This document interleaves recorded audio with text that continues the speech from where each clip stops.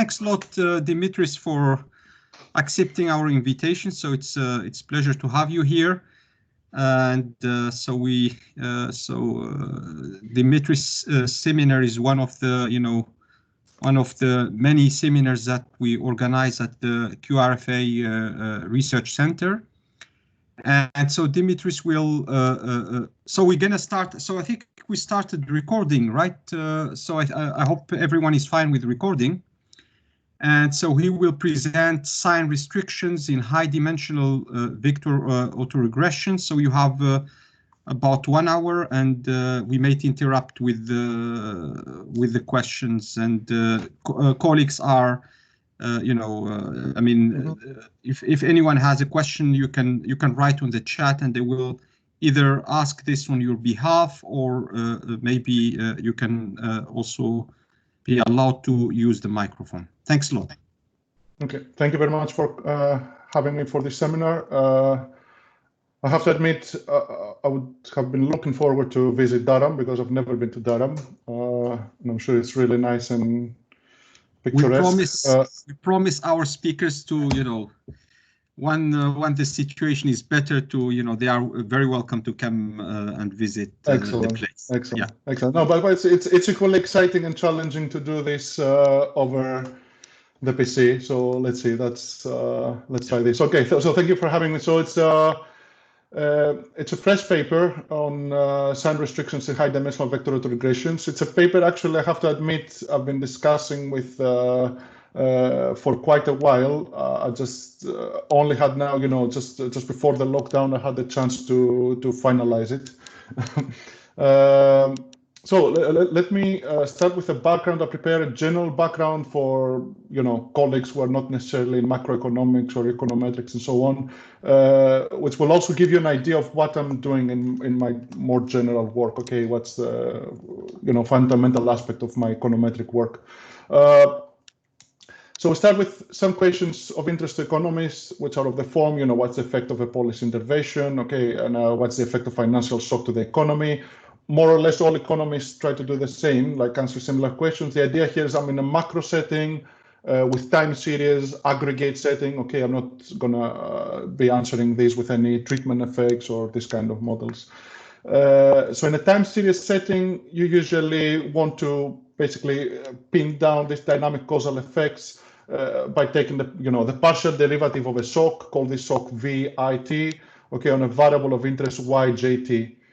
And of course, the best way to do that is to just put everything in a vector autoregression where all the variables are endogenous, every variable affects dynamically each other variable, and most importantly, every other variable affects contemporaneously every other variable, okay? So you typically would write in a structural form, not in the sense that macroeconomists imply this, but in the way econometricians imply. Okay, so that's the structural form for an econometrician.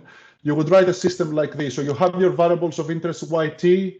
I put here on XT, just like in a standard regression notation. XT is basically all the lags and all the dynamic effects, any other any other deterministic trends and effects, plus a random error. Now, the matrix A here is a matrix basically that allows you to pin down all the contemporaneous impact of each element in YT. So YT could have like n variables, could have 3 variables, for example. Okay, and the matrix A, it allows you to show, in the equation for variable 1, what's the contemporaneous effect of variable 2 or variable 3 and so on. Then you can write everything in reduced form, assuming that the matrix A is invertible. If you left multiply with A inverse, you will end up with a standard VAR. Okay, that's a standard VAR we actually estimate. And again, it's obviously, I'm not sure there's people like Michele might be already bored right now, or other people work in the field, but I'm just trying to give you a broad sense of the setting. Okay. So we can estimate 3 easily, okay, under the standard assumptions from normality and so on, and assuming that you have all the equations here are unrestricted. GLS is the generalized least squares is the standard estimator, but also OLS would be as efficient in this case. Okay, so you can easily estimate 3 by OLS. The structural VAR is harder to pin down. Okay. So even if you have like this, as we call it, a Koleski ordering or triangular ordering, it's, you know, you still have to, you cannot estimate everything OLS. You could probably do it equation by equation. If you want to answer the question of what's the dynamic causal effects of the shocks, of these errors here, structural shocks on Y, the best way in practice is to use even a moving average form. So the moving average model is a time series representation of a variable Y on past shocks. But estimating this directly is even more messier. Okay, so both identifying the model and structurally and estimating it is even more messy. Okay, so what I'm going to do today is I'm going to work with 3 as well, which is a standard setting. I'm going to give you some hints how the things I'm doing can also apply to 2. Okay, so it can also apply to the structural VAR or even the VMA. I won't obviously attempt to do these 2 extensions just because computation there, yes, it's a completely different kind of challenge. Okay, so let's talk about the standard identification schemes and standard computation in this kind of settings in a nutshell, in a very, very fast and broad way. Okay, so we need to find here a matrix A that basically pins down the contemporaneous relationships between all the elements of Y. So Y, it's a multivariate vector. Okay, so it's a big vector where you just throw in all the variables in the economy you are interested in examining. Okay, now assuming that you estimate this reduced form VAR, you get an estimate of omega, of the covariance matrix omega in the reduced. That's the omega. It's the variance of this error here. Okay. And then you need to decompose it into a matrix H such that you have HH inverse equal to omega. Okay, and then this H basically will give you a decomposition of the contemporaneous relationships. Now, for any estimate of omega, there's infinite ways of doing this. Okay, so there's infinite ways of finding n times n matrices that satisfy this restriction. And in practice, what you would do is you would start putting other restrictions on H.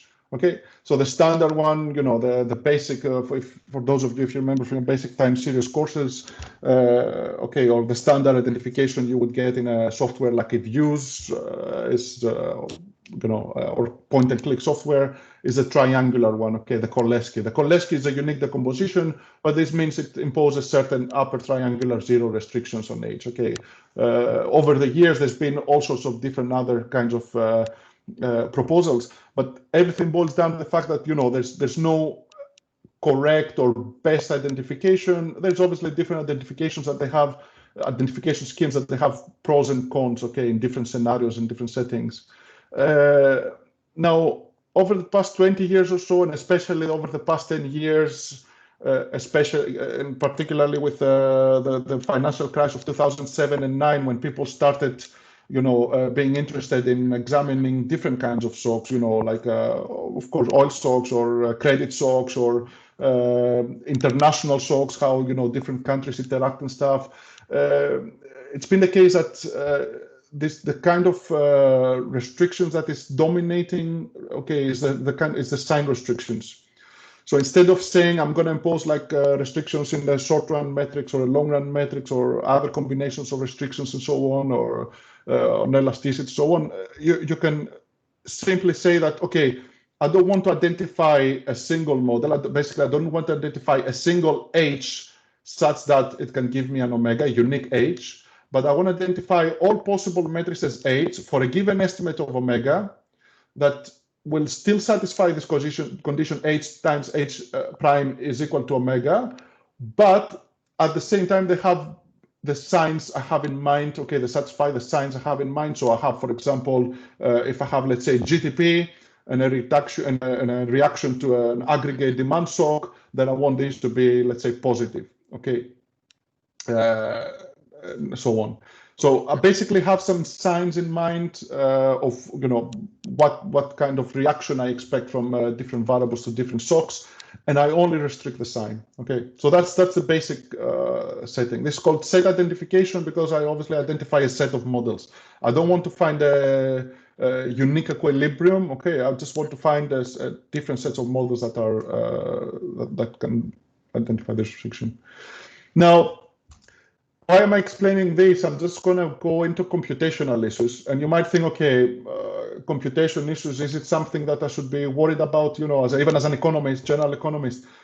Well, yes, this is exactly what we've been discussing. It was part of a project for the ECB, for the Monetary Analysis Unit, where there was also a misunderstanding. You know, when we started discussing, they were saying, okay, can you estimate large VARs? I say, yeah, we could estimate large VARs.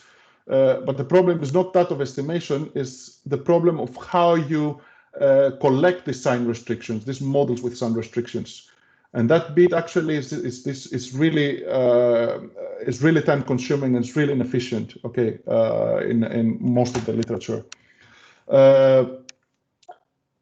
So what we have to do, the problem we have to solve is find the matrix H that gives you the omega that you have estimated. Okay, I could put here omega hat to denote that it's actually going to be based on your estimate of omega, subject to possible sign restrictions on each element here. Okay, so you don't have restrictions on each element. So if you have like some variables like GDP and inflation, output inflation, interest rates, you more or less know what kind of signs to expect. For other variables, you might not be sure, so you might not want to restrict them. You might want to leave them unrestricted and let their signs, you know, be estimated from the data.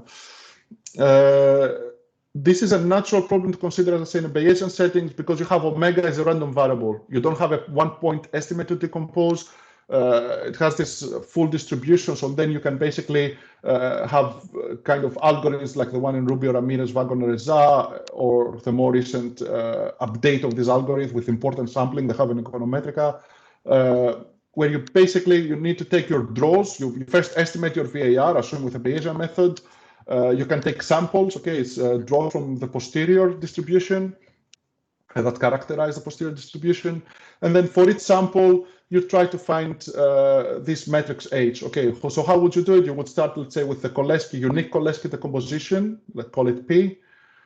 We know that this one satisfies the restriction P times P prime equal to omega, and then you try to rotate this by an orthogonal matrix Q. Okay, so the orthogonality means that you have, you know, the structural shocks have to be orthogonal, and you do the rotation in such a way that, you know, H times H prime, it gives you also, it will give you again omega. Okay, so if Q is orthonormal, then Q times Q prime will be identity. Okay, so then you return back to this condition here is satisfied. So, of course, part 3 here is, oh, sorry, I clicked. Part 3 here, the step 3, it can be done in various ways. I think the Rubio, Ramirez, Wagner, and Za is the most efficient up to date. Okay, there's, you know, obviously you can enhance things with more restrictions or more assumptions or so on, but I mean, as a step is the most efficient for generating these orthogonal matrices. And then you just simply have to do, at the last stage, you have to do a simple accept-reject algorithm, as it's called, which is the most kind of inefficient algorithms you can use as an econometrician. So you check, are the restrictions satisfied? Yes. So then I save H as one of all possible models satisfying my restrictions. Are they not satisfied? No. Then just go back to one. Okay. And this is quite straightforward to implement. Okay, so it's just simple matrix algebra here, but there's nothing you know, hard about this, and it's very easy to do with if statements on the PC to do these checks. And if you have in mind a small system, what I have here, consider your Y being quantity and price, and you have the standard aggregate supply and demand shocks. Okay, so in this column here, you have the aggregate demand shocks and aggregate supply shocks. Okay. Or the other way around. And then it's computational, trivial, as I said, to construct millions of matrices H. Okay, so you'll estimate your VAR on these two variables. You get your phi's, you get your omegas, which is a covariance matrix you want to decompose. You apply these algorithms, and then, you know, you eventually land in several thousands, possibly, or hundreds of thousands of matrices H that satisfy these restrictions. But what happens when you go large? Okay, that's the question, and this is where I wanted to go, basically. Now, think that you have, if you have a 30 variable VAR and 20 shocks, then you have 600 elements, Obviously, you won't have sign restrictions in all 600 elements. That's too ambitious. But even if you have like in 300 elements or 200 elements, then you have these 200 elements when you actually take a random estimate of omega. Okay, I'll say random because it's randomly, it's chosen by the data, you just sample it. And then you randomly generate on a matrix Q, okay, and you rotate this with Q, then you get an H. It will be highly unlikely that you land in the restrictions you have in mind, okay?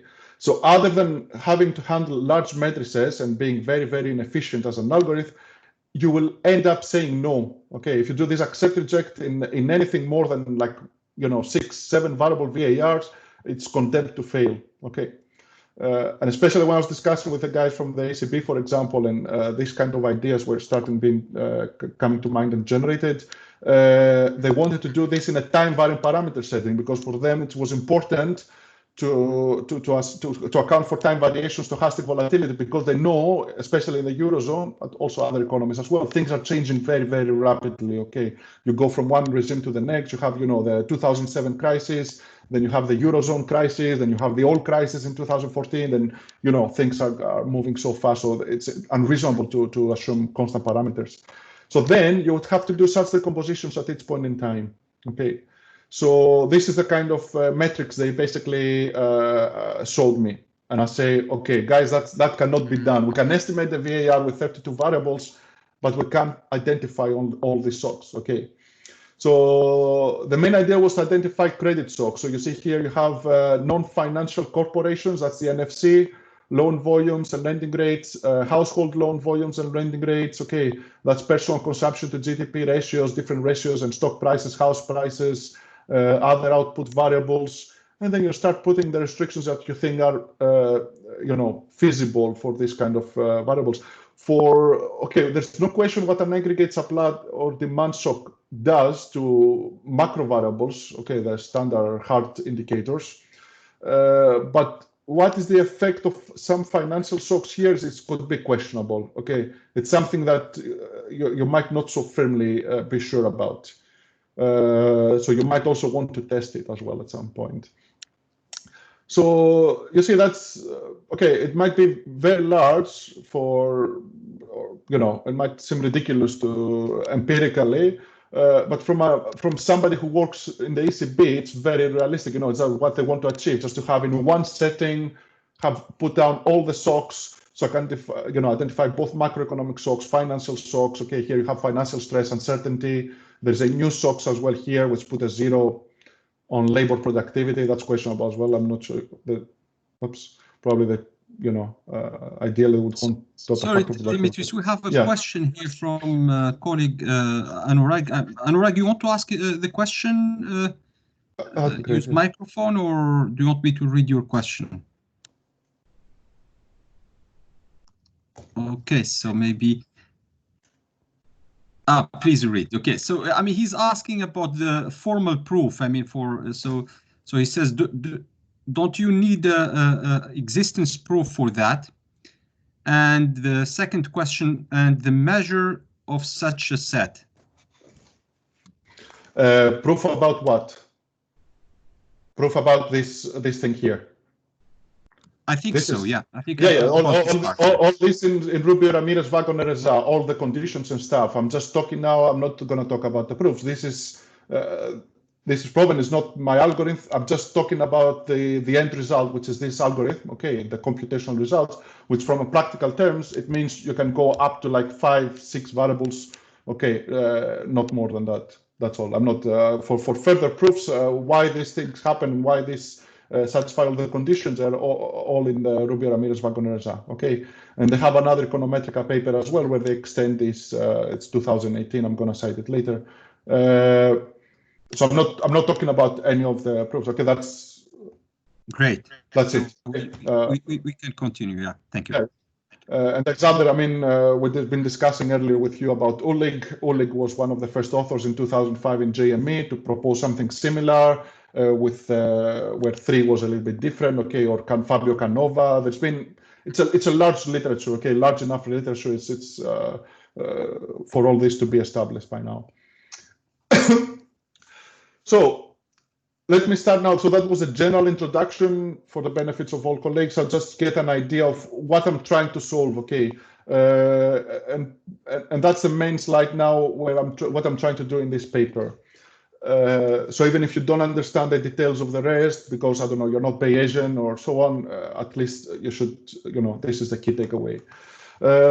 So I'm going to introduce a new methodology for sign restrictions, and I want to focus on high-dimensional settings. Okay, what's the reason? That's the reason. Okay, because as John Geveke would say, my client asked for it. Okay, John Geveke liked to say that the econometrician has a client as well to request all the models and the algorithms and stuff. So the VAR disturbances, in this case, I'm going to try to follow a different approach. Okay, obviously, it's that just doing the standard reduced form or structural VAR is not satisfactory. I have to follow a different approach. And the approach I'm following here is that the VAR disturbances follow a factor decomposition. They're driven by a few common factors, a few common shocks, okay, which is a standard assumption. I'm not going to claim that's what I actually discovered in macroeconomics, where this has been used for more than 30, 40 years now, okay, since the 70s. People like Sargent and Geveke and so on have been using factor models to assume that there's this co-movement, okay, and the literature on that is vast. But I try to use it specifically for the benefit of trying to create a new algorithm that will allow me to be able to sample things much more easily. Okay, so I'm going to show you as well that when I extract these factors from the reduced form VAR, these factors actually are going to have the interpretation of structural shocks. Again, structural from a econometrician's point of view. Okay, I'm not having any DSG or any other restrictions here. There's no general equilibrium in this setting.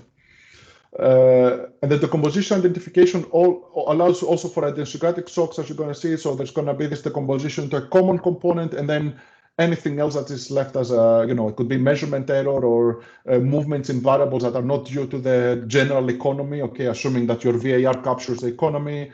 So the idiosyncratic part is going to be things that are not captured by the core movements in the economy.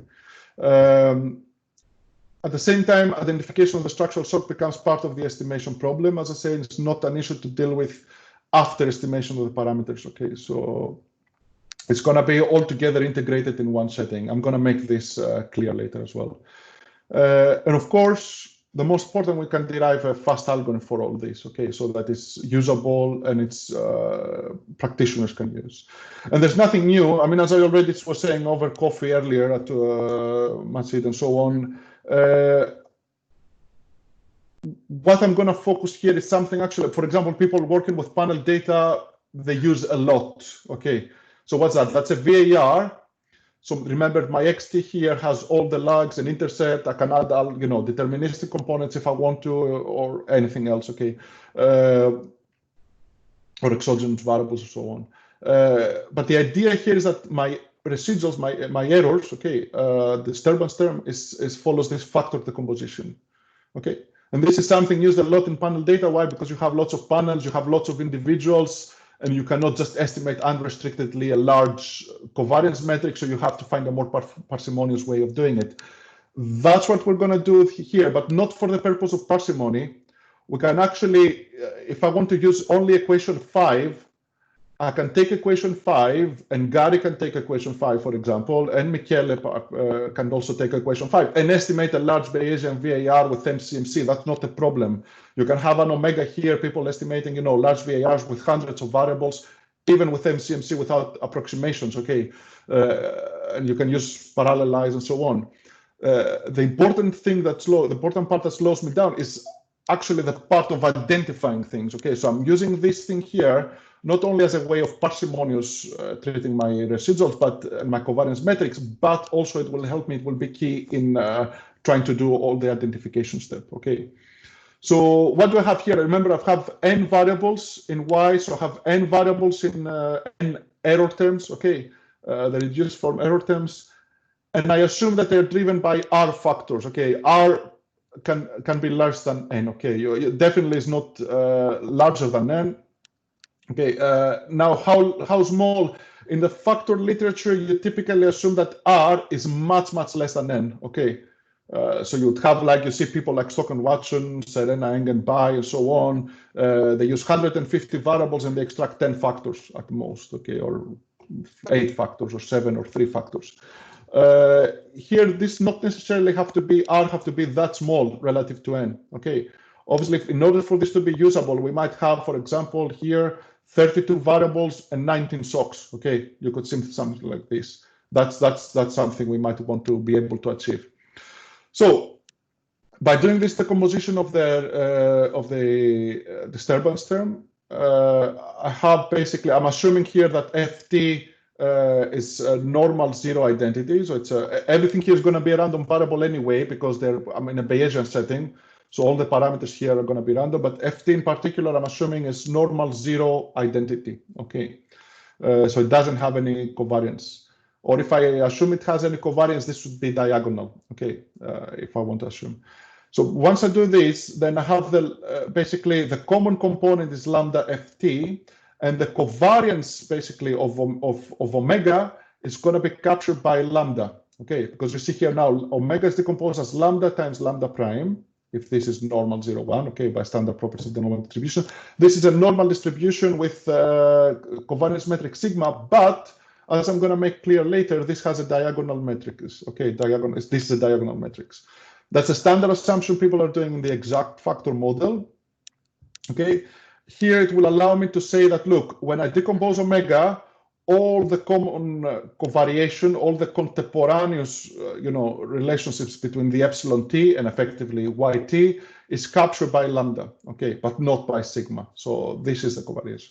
So this one only captures idiosyncratic variances, as I called them earlier, okay. So it's going to be only idiosyncratic variances, no correlation between the terms that will allow me to, capture anything that's left over in the VAR, like measurement error or anything else that is due to the specific to the variable, to its of the n variables.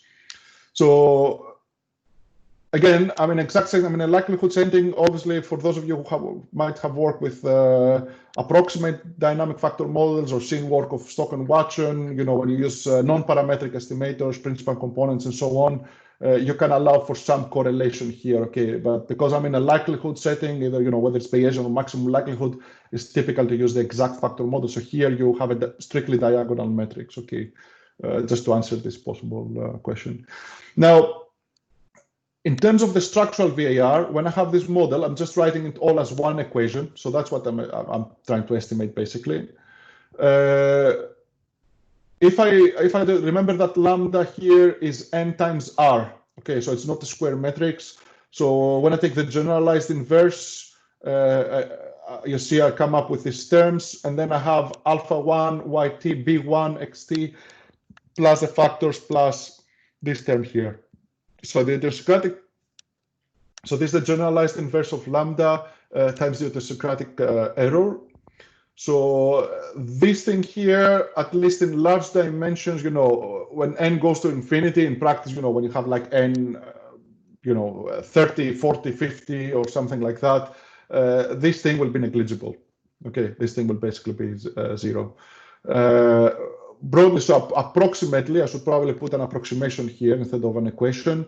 You'll have the case where you have this alpha 1 matrix, okay, which is the generalized inverse of lambda. This will be my contemporaneous matrix of SOCs in the structural VAR now. Okay, so it's purely dependent on lambda. And you see that now my errors, my structural errors, is ft. Okay, so ft basically has the same interpretation as ut in this structural form. The only difference is that this structural form here has an n times n matrices. So A and B are n times n, and this is an n times 1 vector. Here I have a reduced rank structural form. Okay, I could obviously augment it with artificial kind of equations, just like by playing around a little bit with a generalized inverse and so on. I leave it for as a purpose of interpretation. It basically says that, if I have like a 10 variable VARs and 5 SOCs, then I have a 5 variable reduced rank 5 variable basically structural VAR. Okay, because this structural VAR is driven by these 5 SOCs. That's how I'm going to identify. Okay, so the key takeaway from here is that we can solve from this that approximately ft has the same interpretation as the factors in my reduced form representation is basically my reduced rank representation of the structural shocks in the structural VAR. Okay. So there is a question. Yes. Bui, do you want to ask your question?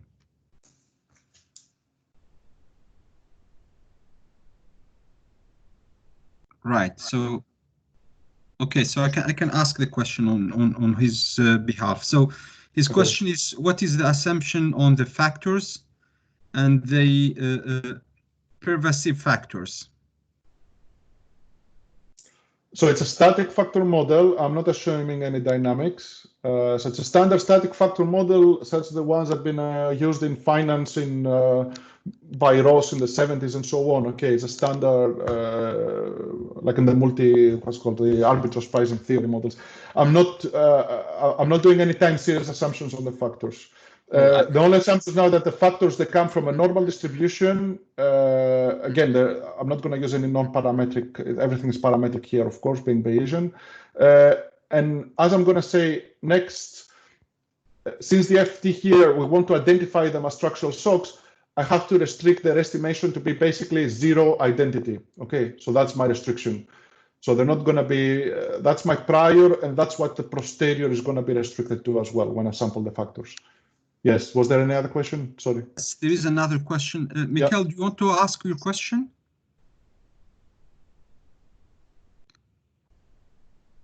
Let me see should probably go to the chat. Yes, so it looks like no one wants to ask the question using microphone. So I'm going to read the question here. How large can F be? Even around 20 terms, as in your motivation at the beginning. Yeah. I mean, in practice, I'll go into this. Oh, sorry, I pressed by mistake there. I'll go into these details. Let me go, because I've got like lots of Monte Carlo results and stuff. I'll go into all these computational details. I mean, the paper is all about the computation rather than the application. Okay, we're working on a nice application with the guys from the ECB, but here I'm focusing on all these kind of questions. Okay, I'm going to answer this. So sigma here is diagonal. As I said, the contemporaneous restrictions come only via lambda. So remember, that's our key decomposition here. Okay, that's what we need to factor now. Of course, there's the problem of identification, which is standard in all factor models. It's also standard here. How do I identify the factors? Okay, now, assuming that lambda has no other restrictions, there is a restriction by the fact that omega has, being a symmetric covariance matrix, it has this kind of free elements, while this part here has n times r plus n elements. So if we try to equate this, then you see that R has to be less or equal to n minus 1 divided by 2. Okay, so if you have, for example, a 20 variable VAR, then you can, so that's going to be, you can have like a 9.5. Or if you have a 19 variable VAR, then you can identify up to 9 shocks. Okay, but this is under the assumption that lambda has no restriction. In practice, what we're going to do next is going to put sign restrictions on lambda. So then depending on the amount of sign restrictions you put on lambda, then you can have, you can assume more factors. Now, you can ask, what's the exact conditions? We don't have to derive specifically, how many, because obviously here we're going in high dimensional VARs.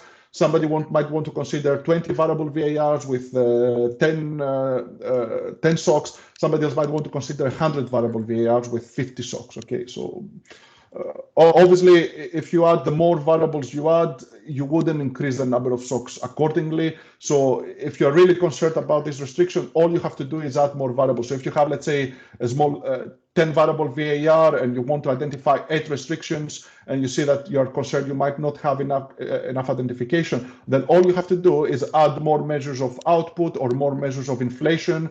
There's, for example, instead of CPI, you can also add GDP deflator, you can add PPI, you can add all these different measures of inflation, which will enhance identification. Okay, why? I'm putting more measures of the same variable in my VAR to get better identification, both of the structural shocks, but also of the factors in a statistical sense. Okay, because remember, in order to be able to estimate this, before I call the factor structural shocks, I need to identify them statistically as factors. Okay, how do I decompose lambda from FT? They're both latent parameters. Okay, they're both parameters that need to be estimated, so it's not straightforward.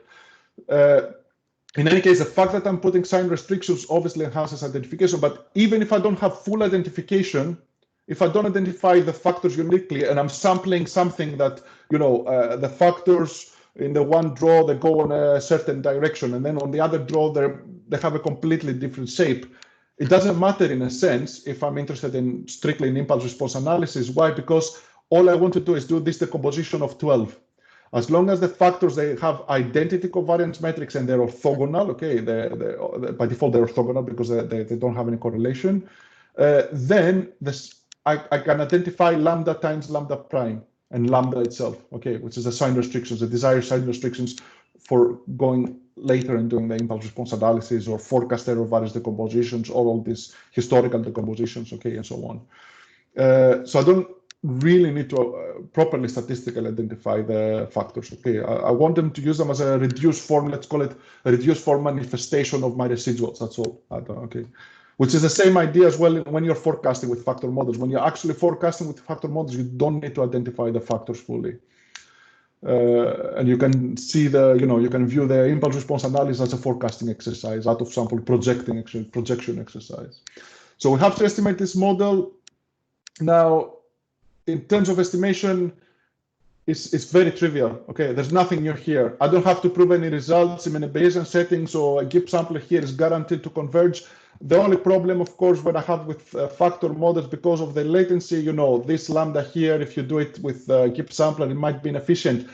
In my case, I mean, all the experiments I did, because you are in a setting where actually the lambda is restricted with signs, okay, it gets quite efficient, okay. So if you have, for example, clearly separated restrictions, like, sorry, where was that?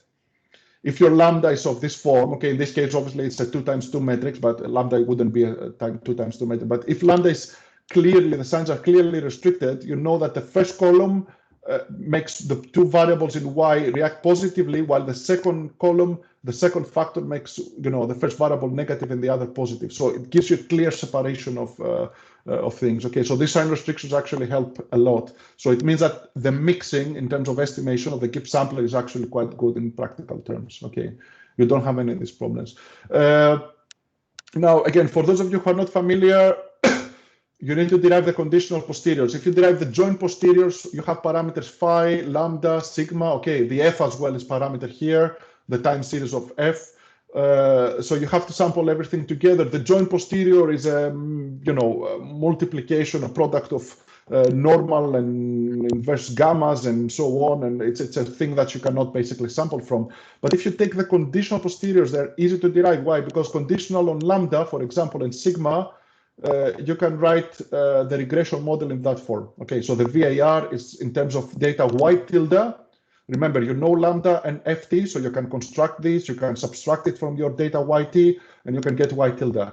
Okay, and you know sigma. So basically what? You have a regression with known variance. So you know how to sample phi with a regression from known variance. That's what the conditional posterior is doing. Then conditional on phi, you can bring phi xt on the left-hand side, and then you can sample lambda and so on. Okay, so conditional on all the other parameters, it's similar to expectation maximization. Okay, in a sense, it's very, and there's nothing new to prove here in terms of the posteriors and so on. The posteriors are all well defined. Are you going to see? I'm going to use conjugate prior distributions. So for this case here, you see for 5 here, I'm using normal 0 variance. This is a standard form for regression models. I can obviously put a variance equal to infinity, so then I can have the case of a uniform prior of basically the equivalent of OLS. Okay, I don't want to do that though in this case, as I'm going to explain, because I'm in presumably in a high dimensional setting. So the FT is normal 0, 1 and stays like this, and lambda, it has this truncation, which is imposed by the sign restrictions. Okay, obviously along with the sign restrictions, whether lambda is positive or negative, I can put in there as well a 0 restriction if I like. Okay, and what this, if I have a 0 restriction, it means that as I'm sampling the posterior of this specific element that is 0, it's a Dirac delta at 0. It's basically restricted to be a point mass at 0. And if it's not restricted, then I have a standard normal prior. Okay, a normal 0 variance prior. And for the sigma I, remember that my big large covariance metric sigma is diagonal, so it has sigma I elements. And these are inverse gamma. Okay, you can use the inverse gamma distribution, which is a standard. Also, it can also be uninformative in the limit. Okay, if this rho and kappa become really, really small. So it's very, very straightforward. There's nothing new here. And the posteriors as well are very straightforward. Just putting them here for the benefits of people who are already familiar with this process. Okay, I'm not going into the details. You can check the paper to see what all these elements are, okay, and what all these matrices and so on. But there's nothing, these are standard formulas, okay? These are the standard formulas from GLS as well. We know it's not anything new. The only problem here is, okay, when you're estimating this phi, the phi can be very large in large VAR. So there's some considerations, as I call them here, okay? Important considerations for estimation in high dimensions in particular. So if lambda ij has a sign restriction, then we have to sample from a multivariate truncated normal. It's not nice to do that because it's very inefficient computationally. Okay, all the samplers for multivariate truncated normal are very inefficient. There's been recently in JRSSB a paper by Botev that uses a certain tilting technique to sample from truncated normals, both multivariate and univariate. But in any case, I'm doing it in such a way, I'm following an earlier paper by Geveke, as explained in my paper. It's a paper from 1996. So Geveke was trying to find a way to impose inequality restrictions in a regression. Okay, so it's exactly the same case here, basically. It's like inequality restrictions, the sign restrictions. And he was basically sampling each lambda ij conditional on all the lambda ij's. Okay, so if you do that, if you sample them conditional on all the other lambda ij's, then you can use the univariate truncated normal. And then you can use Botev's algorithm, which is really, really fast. Okay, so in practice, it's indistinguishable from sampling from a normal distribution.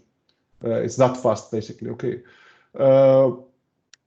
Additionally, I want to do something else because in a large VR setting, think if I have like 100 variables, let's say in the extreme case, then the first log matrix is 100 times 100 elements. So it has 10,000 elements. So if I have 4 logs for a quarterly VAR, I would have 40,000 elements to sample. Okay, I don't want to sample from a normal distribution with a covariance matrix that is 40,000 times 40,000, the posterior. It's going to be inefficient. Okay, so what I'm going to do is I'm going to estimate everything equation by equation. Okay, and there's a way to do it. There's a paper in Journal of Econometrics by Carquero, Clark, and Marcellino, and they show how to construct an efficient MCMC for that. At the same time, I'm also going to use some other, there's a recent paper in Biometrica by Bhattacharya et al. Also to do some fast sampling from normal distributions. Okay, again, I don't want to go into details. These are sort of borrowed bits from existing papers. Okay, for Bayesians already are familiar with this kind of sampling schemes. But it's important. It's actually, these are the kind of points here that they will make all the difference in terms of making a stable algorithm in high dimensions and a very fast algorithm. So I'm using the sampler. There's nothing fancy here. It just makes use this Bhattacharya et al. They just use them, make use of the Woodbury identity, but not just in terms of decomposing the posterior, but also sampling using the Woodbury identity. It's a very, it's like the kind of ideas that it's been there in front of us for so many years, but nobody has came out to say it, and so it's a sampling variant of the Woodbury identity, which is very useful for Bayesians who normally have to do sample from distributions. And then last, I'm using what's called the horseshoe prior. Okay, so the horseshoe prior is a shrinkage prior. It leads to a penalized, basically penalized likelihood estimators. Okay, so all this kind of full base priors, hierarchical priors that Bayesians use. Okay, they have counterparts in standard likelihood, penalized likelihood estimation. Okay, and it has very excellent properties. And I think it's in practice it has been a very, very helpful prior. I'm going to show you why, because it's also of an issue I've been discussing with Michele, for example, and Martin and other people working in this literature. When you want to estimate your sign restricted VARs, you want to ensure that you have a stationary VAR. Okay, so you have a large matrix phi here to sample from, but you need, you don't want to put just any prior here, let's say a non-informative prior, because you could easily start sampling non-stationary draws, which you wouldn't then want to accept. You want to discard non-stationary draws. So then what do you do? So if you use a shrinkage prior here, specifically the horseshoe, it stabilizes a lot. Okay, so it shrinks irrelevant elements towards zero, and it will do it in a data-based way. Okay, so previously people would use the Minnesota prior, but the Minnesota prior developed in the 70s. It's more empirical based prior, and it's not even, we don't even know how it works theoretically in high dimensions. While the horseshoe now, there's a series of papers that still publishing, like you'll see in all even very, very recent papers as well. There's been lots of work on establishing the good properties of the horseshoe. And there's even a recent paper now in JRSSB using the horseshoe in a dynamic variable selection problem in time series. Okay, so it's been established even in time series. There's even, I think, a JBS paper as well using the horseshoe prior for VARs. So these are the key algorithmic considerations. Now, in terms of model assessment, now that's an important bit here. Why? Because when you do this, the standard approach to sign restrictions, which is this one, which is what Ulrich did, which is what Canova and then Nicolo and other people have been doing, you first estimate the VAR. So that's a separate process. Nobody cares, in a sense, how you estimate the VAR. Let's say you estimate with prior 1 or prior 2 or prior 3 or whatever. And then you get some draws of the VAR coefficients, and then you start running this algorithm iteratively to do the decomposition and sampling and identify the model. In this model, okay, when you're doing these steps here, remember that my lambda is the decomposition I'm after. So it's sampled along all the other coefficients in the model. Okay, so I can actually test. I want to test, how many lags in the model I have. Should I have here this phi should be the phi coefficient metrics under 4 lags or 20 lags or whatever, or should I use like 3 SOCs or 5 SOCs? Okay, usually the number of SOCs and the kind of restrictions you have in mind, they're fixed. They're coming from theory. Okay, so you wouldn't identify, a set number of factors only statistically. You would identify it because you want a certain number of SOCs. Okay. But in any case, you might be the case that even for Dimitris, a question. If Wong, Xing, do you want to ask your question, or I can read it if you want? I'll just probably. So it's sorry, I might have missed it.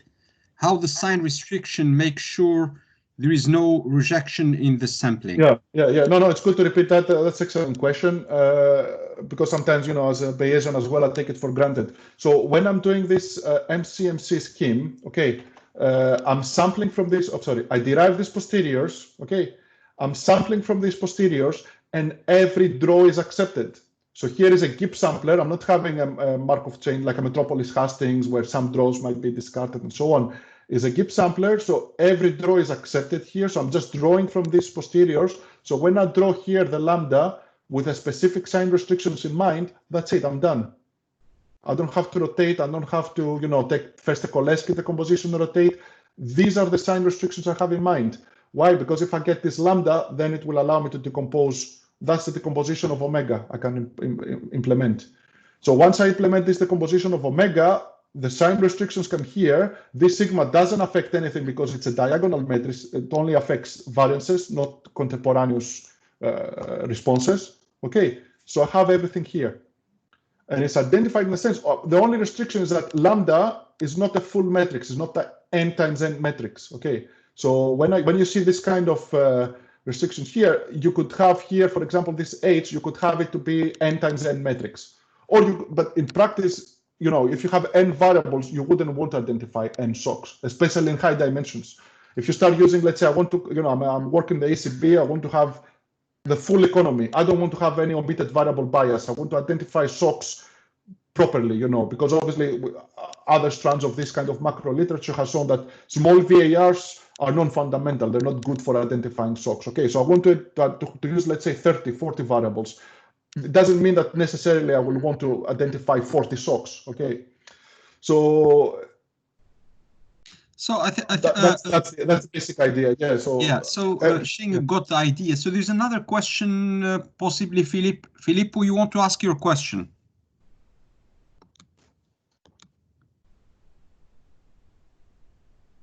Yes. Filippo? Peroni. Trying to unmute. Okay, trying to. Good luck. Yeah.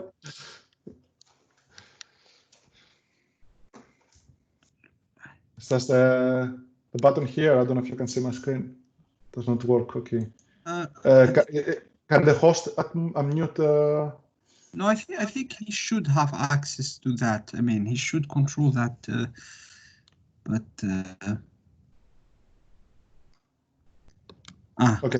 Would you prefer to type or? Yeah. Okay. Just doesn't work. Right. We'll try. Because okay. Maybe you can continue, and then once we get this solved, Filippo can ask the question, or yeah, I can read that if it's. Sorry, I mean, if it's too. Okay, I see. I'm getting too slow. Actually, okay. So he's asking a question about accommodating multiple horizon. Not necessarily. Yeah, elasticity. I haven't thought about this, to be honest, but here I'm talking about impact restrictions. No, I haven't thought about the. Okay. By the way, good. Okay, thank you.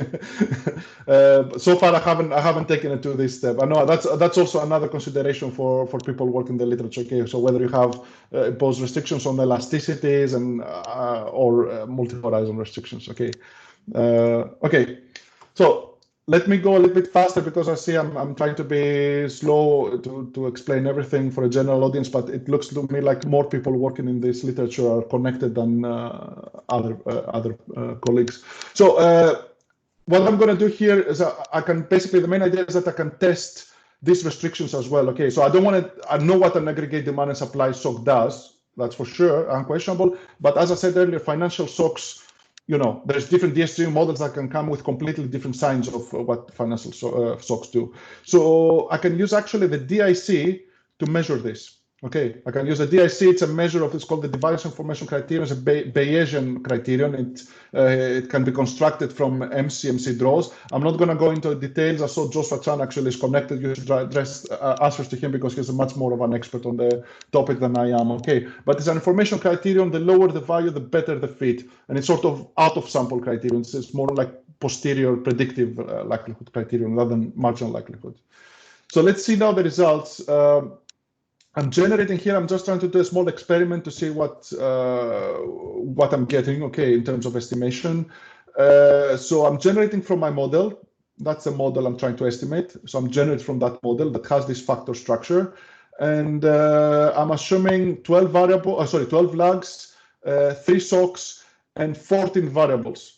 But in order to get here this phi, lambda, and sigma hat, I want to take these from some estimates, okay, from real data. So first I take 14 variables. These are the variables from the JME paper of Arias et al., Arias, Rubio, Ramirez, and Caldara or Vago, I can't remember. It's a recent JME paper, and I have some of these variables, and I augment them also with some unemployment, industrial production, okay, just standard macro variables. And estimated monthly from this for this period. Okay, again, that's for a paper in JME that wants to identify monetary policy shocks. That's why they stopped it in 2007. Okay, and this one is interpolated. It's taken from their paper directly. I don't care about this minor issue of interpolation if there's estimation error, because this is going to be used. I'm going to estimate this with OLS with 516 observations, just to get the parameters phi, just to get a nicer estimate compared to just me, popping them out of my head. So get a phi using OLS as in the standard VIO model, then take the residuals, the OLS residuals, then take principal components, and then I can estimate this lambda, FT, VT, the covariance, just again with OLS in a 2-stage. Okay, approximate, just to get an approximate estimators for these matrices. So this is what I get. Actually, what I get here is not unreasonable. So when I have this variable and I estimate 3 factors from the residuals with OLS, I get this. In terms of sign, they're not unreasonable. So this one, for example, you see I have positive, positive, positive, negative, positive, negative. So it's basically we're talking about demand supply shocks here, and this could be a monetary policy shock, okay, or something like that. and also for the other variables. You see here, when GDP deflator increases, all the other inflations increases. They don't increase by the same amount. Also, you see, I'm normalizing the first, second, and third variable to be 1. Okay, I'm doing this only the generation. I'm not doing this in the estimation of the model, just to normalize it. Okay, so assuming here is the shock in the GDP, you see that some variables react with more than 1. Okay, or here some variables react like 3.48 when the shock is 1 in the interest rate. So this would be unrealistic in a structural shock sense, but doesn't matter now. Okay, here I'm talking about only about estimation, and if I get the signs right. Okay, just to be clear, I don't want to see if this is a reasonable setting or so on structurally. So this is what I get by OLS, and then I'm generate like 500 data sets using this lambda and the associated phi and sigma matrices. And I impose these restrictions just randomly. Okay, I just say I have the correct restrictions here, and some variables are not restricted. And I want to evaluate the first 3 variables. Okay, I'm not going to show you huge graphs with 14 variables and 3 shocks. It's a little bit pointless. So I'm going to have 500 data sets. And even though we know the exact DGP, it would be interesting to see how this FSR algorithm behaves when we estimate a misspecified model. Okay. So for that reason, I'm going to estimate 5 models. The one is the one where I have the correctly specified model with 14 variables, 12 lags, and 3 shocks. So the variables I get from the DGP, that's what I'm using, and I'm using everything correctly. But let's see what happens here in C2 when I use only 8 variables. Okay. Obviously, as central bankers as well, they have like hundreds or thousands of variables in their disposal. They don't use all these variables in a single VAR. You always have some selection that might undermine your fit. The third case is I get n equal 14 and 3 shocks, but I use only 2 lags. Okay. In the fourth case, I'm using only 2 shocks. Remember that in this algorithm, if I identify 2 shocks, it means I have 2 factors instead of 3 factors. It means that also it will affect my fit. Okay, so the omega here, how well I estimate the omega, it depends on how well I decompose it as well. So how realistic my sign restrictions are and how many shocks I've got. Okay, so if I get the number of shocks right or not. So I'm going to test this, you know, how will this affect in the Monte Carlo. And in the case 5, I do the opposite. I actually, you know, overestimate 1 extra shock where I put these signs here randomly. Okay, you see here just some random signs that they don't conflict with the previous signs. And I get the number of variables and number of lags right. So let's see first what the DIC does. The DIC here, when I evaluate on the 14 variables, it says that the best model by far is the model 1. Then the model 5 is also a good one. So getting the 14 variables, 12 lags, and 4 shocks, getting 1 more shock doesn't hurt that much. Okay, estimating 2 shocks instead of 3, it hurts much more. Okay. Now, getting the number of lags wrong in this setting, even though I got the shocks right and everything else right, and I have 14 variables, blah, blah, blah, estimating only 2 lags hurts a lot. Okay. Now, if I evaluate the DIC only on the first 8 variables, remember that the model 2 has only 8 variables. Okay, the first 8 variables and the last 6 are discarded. So you see here again the same picture. The best model is the one on the model 1. The model, this one where I estimate, what was that? That was, yeah, that was 8 variables. This is the model with 8 variables only. So this is model estimated with 14 variables, but I evaluate the DIC on the first 8 equations. This is 8 variables estimated only. Okay. You see here that the worst kind of misspecification is actually the lags. Okay. So you see estimating 2 lags instead of 12 hurts more than estimating less shocks in the covariance metrics. Okay, estimating more shocks is not helpful. So probably as a rule of thumb for applied researchers is like, you know, if you're not sure and you cannot just test each shock individually with a DIC, always go for more shocks. Okay, so overfit the shocks if you want, in a sense. Okay. This is probably something that would need, you know, I'm obviously want to establish this, whether this DIC as well. I know that some people, because I talked to some structural macro guys, And I know that they didn't like the idea of DIC testing of structural shocks, okay?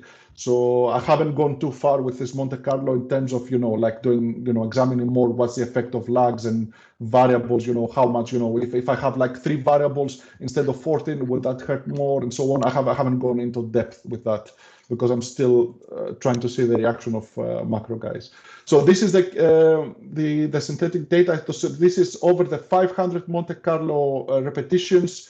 What I'm fitting, okay, with standard errors. The shaded area is the 90% bands relative to the true impulse response in the data in the Monte Carlo. Okay, so you see the black line is the true one, and the green line is the posterior median, and they're quite reasonable. Okay, in this sense. When I go to the misspecifications, you see that things are getting different. So again, if you're lost with this graph, so Y here, you see these are the variables.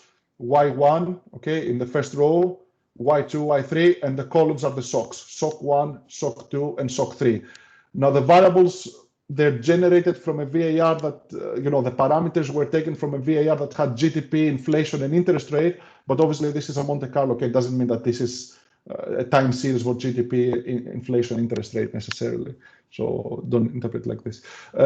Here's just purely as a fit. Okay, so if you go to the misspecification of the lag structure, you see here that you get the impulse responses, you get them really wrong. Okay, obviously here you don't have enough persistence, they get flat very easily, or here you miss a lot. Okay, with the lags. So the lags is very important, and that's why it's important as well when you go to large lag length, like 12 lags for a very large VAR, to have an appropriate shrinkage mechanism as well. Okay, that's consistent. Both in estimation and variable selection. Okay, so another thing about computation, here I estimate a different VAR. I'm not doing the same VAR. I'm just estimating from a standard VAR, reduced form, and I estimate VAR1. Why? Because I want to make sure I go to a very large dimensions, so I don't want to generate like 2, 3, 4 lags, because then during estimation I might get reject a lot. Okay, so just to make my life simple, assume that you have a single lag with phi is equal to 0.9. Okay, so everything is basically autoregressions with 0.9, but they also have, being a VAR, they have correlations, contemporaneous correlations via the covariance metrics. In terms of estimation, if I estimate these VARs with, let's say, 20 shocks and 100 variables for t equals 200, it takes only 11 minutes on a standard PC. Okay, that's a standard Intel Core i7. It's not like anything special. If I have t equals 500, yes, I have questions. Maybe let's say 3 minutes to get to the. Okay. Yeah. No, that's the main point. Again, the empirics. Here, I'm just replicating the exercise of Montfort and Ullig. Those of you who have connected and you're familiar with this literature, you know what they're doing. They're trying to measure optimism shock. They have a 5-variable VAR, and they're trying to see the optimism shock, which is basically TFP has a 0 response and stock prices increase. Okay. And they criticize the fact that the paper by Montfort and Ullig and Jai, they use the penalty function approach. It's a different algorithm. When they do this, they get, get large responses of stock prices, positive response of consumption and hours, okay, significantly positive. While when they apply their algorithm, they get these more moderate responses of stock prices, and these are insignificant, okay, in a frequent sense. Now, when I apply the factor sign restrictions algorithm, you see that here actually I get more closer. The TFP looks quite similar. The stock prices look more similar, more moderate, like in the case of Arias et al., the important sampler. The same here for the real interest rate. The hours and consumption, they become, they're significant. Okay, so they're somewhere in between this case and this algorithm, okay? But the only difference is that here in my algorithm, it has a benefit, I can test explicitly whether these 0 restrictions claimed in Arias et al., they're there or not in the data. So when I actually estimate this model with, I put 0 restriction on TFP, positive restrictions on stock prices, and I also put 0 restrictions on consumption and hours, and I get this, okay? So here, obviously, by putting 0 restrictions, I come to something which is much closer to their results. But I have the benefit of also testing this, and I can test it with a DIC, and I see that DIC for the second model with additional restrictions has a lower value, okay? So there I know that is favored by the data. So that will affect both my identification and also my estimation of omega. Okay, that's all I wanted to show. The other one is just basically to sort of to show off. I'm taking the Furlaneto, the guys from the Norges Bank, when they were on the Norges Bank, Furlaneto, Sarferaz, and Ravaggiolo paper, where they try to measure financial shocks. And I say, look, if I put everything in a 15 variable VARs, I have 2 measures of spread here. So this is a response to credit shock. And you see that the spread here, the first measure of spread they use, has a negative response, while the second measure of spread to the same shock, it has possibly a 0 response, okay, initially. So you can go to a larger setting. Here is also variables are in log levels, okay, still a stationary VAR, but the variables are transformed exactly the way they do it, and it works perfectly fine, okay. Thank you. I'll stop it here. Sorry for exceeding the time. I didn't realize I was being way too thorough. Great. So as usual, so thank you very much. This is a great great paper, great presentation, and some clapping on behalf of my colleagues. Yeah, thanks. And I think I can stop sharing, or I can actually leave the sharing just in case I've got questions. So I might, if there is one question, I can take that, but no more than that. Otherwise, thanks a lot again. It's again, it's really great presentation, and we learned a lot, and hopefully we'll see you physically around at some point. Good. And I also, would like to thank everyone who attended the seminar, and thank you very much for coming. Yeah, right. See you. Yeah. Thank you very much. Thank you very much. Thanks for calling. See you soon. It was a great pleasure. Take care. And, stay safe, everyone. Thanks a lot. Thank you.